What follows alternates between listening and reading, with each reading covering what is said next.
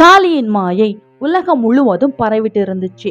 மக்கள் அனைவரும் எது உண்மை எது பொய்ன்னு பிரிக்க முடியாம மாயையின் பிடியில இருந்தாங்க.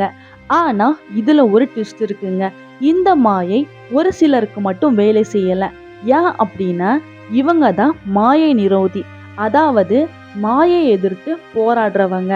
இவங்க யார் அப்படின்னா பழம்பெரும் முனிவர்களோட வாரிசுகள்.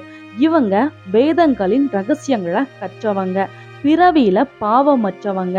இவங்க தங்களோட வாழ்க்கையில தர்மத்தை மட்டுமே காத்தவங்க, தெய்வீக வரம் பெற்றவங்க. இவங்க காளியை எதிர்த்து போராட வல்லவங்க. இவர்களே கல்கி அணி, உலகத்தை மீட்டெடுக்கும் இறுதி வீரர்கள். இவர்களுக்கு மட்டுமே மாயை வேலை செய்யாது. ஏன் அப்படின்னா அவர்கள் உண்மையை புரிந்து கொண்டவர்கள்.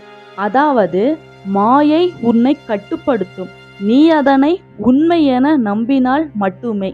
இதோட ஆழமான உண்மை என்னன்னு தெரியுமா உங்களுக்கு? கண்கள் காணும் அனைத்தும் உண்மை இல்லை, மனம் நம்பும் அனைத்தும் தவறும் இல்லை. மாயை அப்படிங்கிறது ஒண்ணு இல்லைங்க, அது ஒரு நிழல், அது ஒரு தோற்றம். ஆனா நீ அதை உண்மை அப்படின்னு நம்பும் போதுதான் அது உன்னோட வாழ்க்கையை கட்டி போடுது. இப்போ ஒரு கயிறு இருட்டுல பாம்பாக தெரியும் போது பயம் உன்னை கட்டி போடும். அதே சமயம் கொஞ்சம் ஒளி வரும்போது, அதுவும் வெறும் கயிறு அப்படின்னு தெரியும் போது பயம் போயிரும். அதுதாங்க மாயை.